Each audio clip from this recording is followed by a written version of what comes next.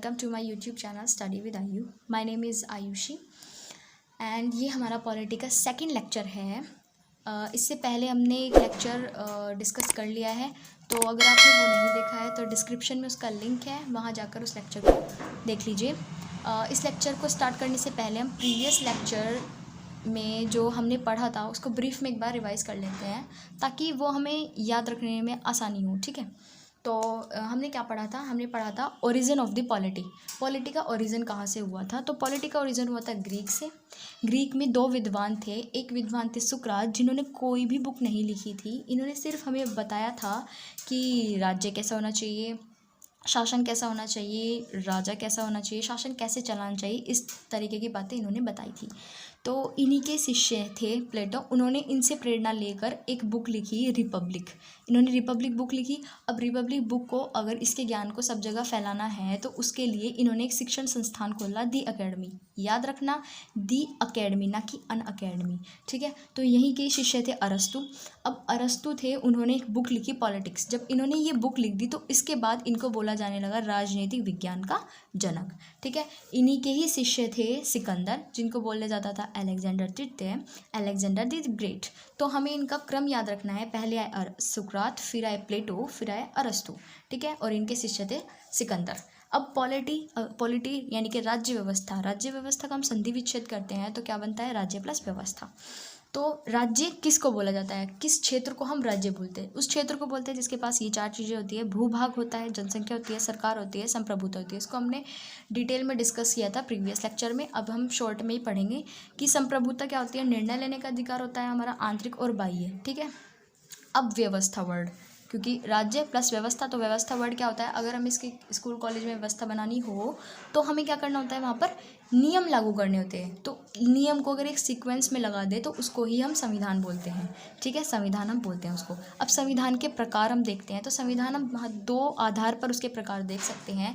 पहले दस्तावेजों के आधार पर, मतलब डॉक्यूमेंट्स पर, और राजनीतिक प्रकृति के आधार पर। तो दस्तावेजों के आधार पर दो हमारे टाइप हैं, एक लिखित होता है और एक अलिखित होता है। लिखित संविधान क्या किस किस का है? तो हमारे भारत का लिखित संविधान है और अमेरिका का भी लिखित संविधान है। और अलिखित संविधान किस किस का है? अलिखित संविधान है ब्रिटिश का, कनाडा का, इजराइल का, न्यूजीलैंड का। किस किस का याद रखना है इसको? ब्रिटिश का यानी कि ब्रिटेन का, कनाडा का, इजराइल का, न्यूजीलैंड का। क्योंकि हमने अब तक ब्रिटेन पढ़ा है, तो अब जो एग्ज़ाम्स होते हैं उनमें इन देशों के बारे में भी पूछ लिया जाता है। तो हमें याद रखना है ब्रिटेन, कनाडा, इजराइल और न्यूजीलैंड। ठीक है, दूसरा है राजनीति प्रकृति के आधार पर, एकात्मक और संघीय। एकात्मक क्या होता है? एकात्मक जिसकी पूरी शक्तियाँ एक केंद्र पर स्थित हो, एकात्मक। तो ब्रिटेन और फ्रांस की जो शक्तियाँ हैं केंद्र पर स्थित है, तो वो इसका एग्जाम्पल है।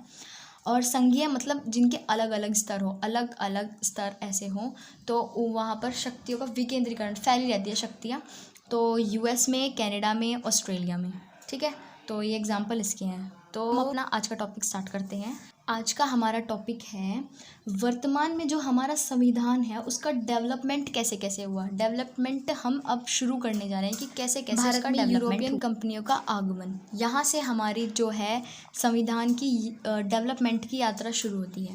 तो सबसे पहला क्वेश्चन है कि हमारे भारत में जो ये यूरोपियन कंपनियाँ हैं ये आई ही क्यों? इनको क्या ज़रूरत थी हमारे भारत में आने की? तो इसको जानने के लिए हम थोड़ा इसके पीछे की कहानी जानते हैं। ठीक है, ये हमारा भारत है। ओके, और यहाँ पे ये जो है ग्रीस देश है, इससे होते हुए ये यूरोप है। ठीक है, ये क्या है? यूरोप। अब जो है हमारा जो भारत है वो मसालों के लिए फेमस है। यहाँ पर मसाले बहुत अच्छे मिलते हैं, ये मसालों के लिए फेमस है।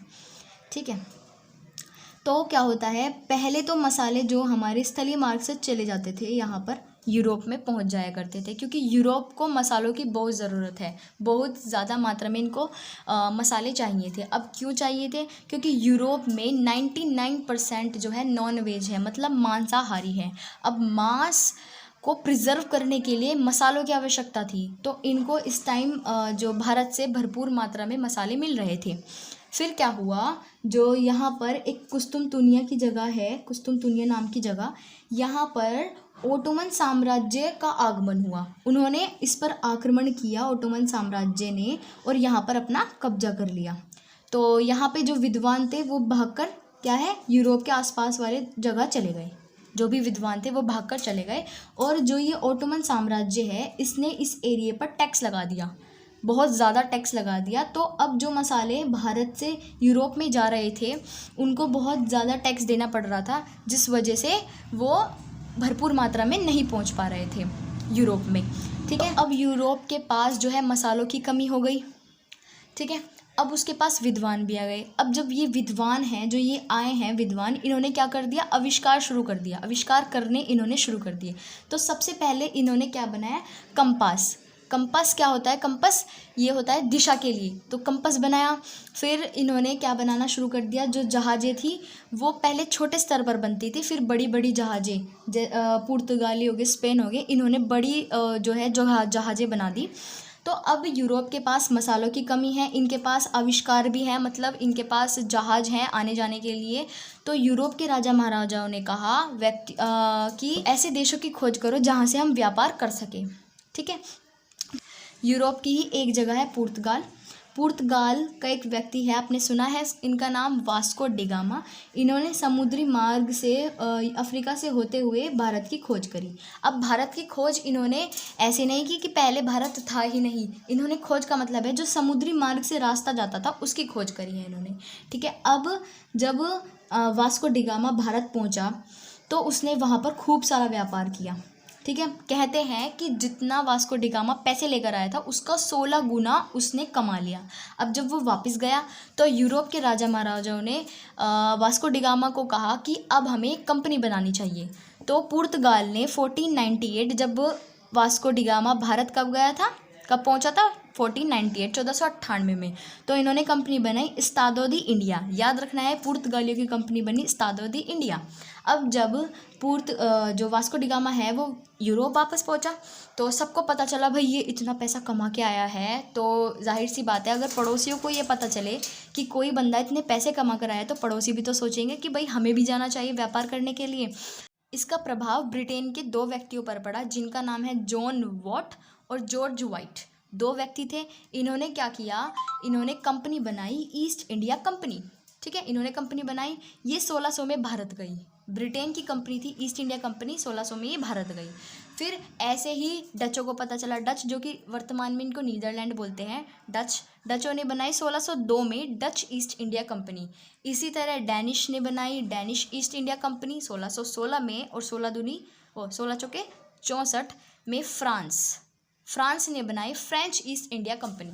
ठीक है, तो अब इन सब में मेन बात ये है कि ये सारी कंपनियां गवर्नमेंट की कंपनियां हैं, लेकिन ईस्ट इंडिया कंपनी जो है प्राइवेट कंपनी है, इसलिए इसने ज़्यादा हमारे ऊपर कंट्रोल, इसका ज़्यादा हमें बस कंट्रोल इनके बारे में सबसे मेन जानना है। तो इनका पहले जानते हैं कि कैसे कैसे ये भारत आई। ठीक है, तो जो ये हमारी ब्रिटिश ईस्ट इंडिया कंपनी है ये 31 दिसंबर 1600 में भारत आई, और बनाया किसने, जॉन वॉट ने और जॉर्ज वाइट ने। नाम याद रखना, जॉन वॉट और जॉर्ज वाइट के द्वारा हमारी ब्रिटिश ईस्ट इंडिया कंपनी बनी थी।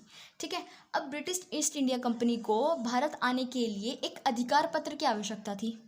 अब क्वेश्चन ये भी बनता है कि जिस time British East India Company Bharat आई उस टाइम ब्रिटेन की महारानी कौन थी, क्राउन कौन था, तो एलिजाबेथ प्रथम उस टाइम ब्रिटेन की महारानी थी। ठीक है, तो इन्होंने, एलिजाबेथ ने क्या किया, 15 वर्ष का चार्टर दिया है ईस्ट इंडिया कंपनी को। चार्टर क्या होता है, अधिकार पत्र। इसी चार्टर की वजह से जो ब्रिटिश ईस्ट इंडिया कंपनी है 1600 से 1833 तक उसने भारत में शासन किया है। 1833 में जाकर उनका ये चार्टर एक्ट जो है ख़त्म किया गया था, चार्टर अधिकार उनके ख़त्म किए गए थे, तो तब तक उन्होंने इसलिए शासन किया। तो इसका मतलब ये है कि ब्रिटेन की सिर्फ एक कंपनी जो ब्रिटिश ईस्ट इंडिया कंपनी है वो ही भारत से व्यापार करेगी। ठीक है, अब जानते हैं, अब किसी भी जो है किसी भी व्यक्ति को अगर अपना सत्ता जमानी है तो उसको युद्ध करने पड़ते हैं। तो ऐसे ही जो ब्रिटिश ईस्ट इंडिया कंपनी है, हमारी नहीं, मतलब ब्रिटिश ईस्ट इंडिया कंपनी जो है उसको 2 युद्ध लड़ने पड़े। सबसे पहला युद्ध है, आप सभी जानते हैं, प्लासी का युद्ध, जो कि 23 जून 1757 में लड़ा गया था। अब प्लासी क्या है? प्लासी है वेस्ट बंगाल का एक गांव, उसको प्लासी बोला जाता है। ठीक है, तो प्लासी में एक तरफ थी ब्रिटिश ईस्ट इंडिया कंपनी जिसकी तरफ से लड़ रहे थे रॉबर्ट क्लाइव, और दूसरी तरफ थे बंगाल के नवाब सिराज उद दौला। ठीक है, तो इस युद्ध में क्या हुआ, जो ईस्ट इंडिया कंपनी थी वो तो जीत गई, और जो बंगाल का नवाब यानी कि सिराज उद दौला थे वो हार गए। तो परिणाम क्या हुआ, जो बंगाल के नवाब सिराज उद दौला थे उनको हटाकर एक ईस्ट इंडिया कंपनी ने अपनी तरफ से एक नवाब बना दिया है, जिसको बोला जाता है कठपुतली का नवाब। क्यों बोला जाता है भाई? अब जब ईस्ट इंडिया कंपनी ने उसको बनाया है, तो अब उसको तो ईस्ट इंडिया कंपनी की ही सुननी पड़ेगी, सारी बातें जो वो कहेंगे उनको तो वो ही करना पड़ेगा। तो इसलिए इसको कठपुतली नवाब बोला जाने लगा। बंगाल का कठपुतली नवाब बना कौन? मीर जाफ़र बंगाल का कठपुतली नवाब बना। ठीक है, इसकी अलग कहानी है, वो हम कभी डिस्कस करेंगे। ठीक है, तो ये कैसे कैसे जो है ईस्ट इंडिया कंपनी के साथ इसने दिया, तो ये सब हम अलग डिस्कस करेंगे। ये हिस्ट्री का पार्ट है, बट थोड़ा सा हमें, अगर हम चीज़ों को सीक्वेंस में पढ़ते हैं तो वो हमें ज़्यादा टाइम तक याद रहती है, इसलिए इसका हमने यहाँ पर जिक्र किया है। अब क्या हुआ, ब्रिटिश ईस्ट इंडिया कंपनी को एक और युद्ध लड़ना पड़ा, जिसको बोला जाता है निर्णायक युद्ध। निर्णायक युद्ध का मतलब अब इसके बाद डिसाइड होगा कि भारत में सत्ता किसकी होगी। ठीक है, अब कि भारत में शासन कौन करेगा, इसका डिसीजन इस युद्ध के बाद हुआ। ये कौन सा युद्ध है? बक्सर का युद्ध, जो कि 22 अक्टूबर 1764 में हुआ था। ठीक है, अब बक्सर क्या है? बक्सर बिहार का एक शहर है। ठीक है, बिहार का एक शहर है, याद रखना है। बक्सर का जो युद्ध हुआ इसको निर्णायक युद्ध बोलते हैं। ठीक है, इसमें कौन कौन थे? ईस्ट इंडिया कंपनी की तरफ से हेक्टर मुनरो थे, और दूसरी तरफ थी संयुक्त सेना। संयुक्त सेना में कौन कौन? मुगल बादशाह थे शाह आलम द्वितीय, अवध के नवाब थे शुजा उद दौला, और बंगाल के नवाब थे मीर कासिम। अब क्या हुआ, जो ब्रिटिश ईस्ट इंडिया कंपनी थी फिर जीत गई, और जो संयुक्त सेना थी वो हार गई। तो इस युद्ध का परिणाम क्या हुआ कि 1765 में इलाहाबाद की संधि हुई, और बंगाल में द्वैध शासन शुरू हो गया। अब द्वैध शासन से क्या मतलब है?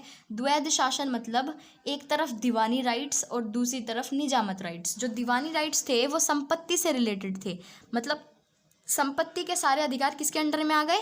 ईस्ट इंडिया कंपनी के अंडर में आ गए। और निजामत यानी कि शासन से संबंधित अधिकार किसके आ गए?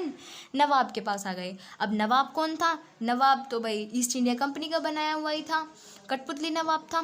तो अगर हम देखें इनडायरेक्टली किसका शासन था? अब ईस्ट इंडिया कंपनी का शासन था। ठीक है, इस टाइम ईस्ट इंडिया कंपनी ने बंगाल को खूब लूटा, मतलब बंगाल की हालत ऐसी हो गई कि वहाँ पर भुखमरी आ गई। इतनी बुरी हालत ईस्ट इंडिया कंपनी ने कर दी थी। नवाब ने भी हाथ जोड़ लिए थे कि भाई अब हमसे शासन नहीं हो रहा है, क्योंकि भाई सारे पैसे किसके पास थे? ईस्ट इंडिया कंपनी के पास थे। इन्होंने पूरा लूट दिया था, जो हमारे बंगाल को पूरा लूट दिया था इन्होंने। अब जो मुग़ल बादशाह थे शाह आलम द्वितीय, इनको पेंशन देनी शुरू कर दी गई, पेंशन देनी शुरू कर दी गई। तो इसको बोलते हैं फर्स्ट पेंशनर, जिसको पहली पेंशन मिली थी।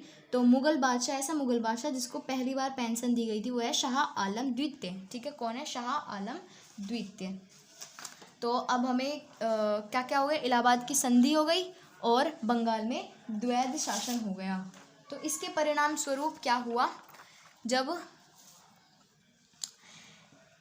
इससे क्या हुआ, जो ईस्ट इंडिया कंपनी है उसके पास भूभाग भी आ गया, जनसंख्या भी आ गई, सरकार भी आ गई, और संप्रभुता भी आ गई। ठीक है, तो जब ये चारों तत्व किसी क्षेत्र के पास हो जाते हैं तो वो क्या बन जाता है? राज्य बन जाता है, राज्य बन जाता है। और राज्य में व्यवस्था बनाने के लिए वहाँ पर क्या लागू करने पड़ते हैं? नियम। ठीक है, और इन नियम को ही अधिनियम बोला गया। ठीक है, अधिनियम बोला गया। अब सबसे बड़ा क्वेश्चन है, ये नियम बनाता कौन था?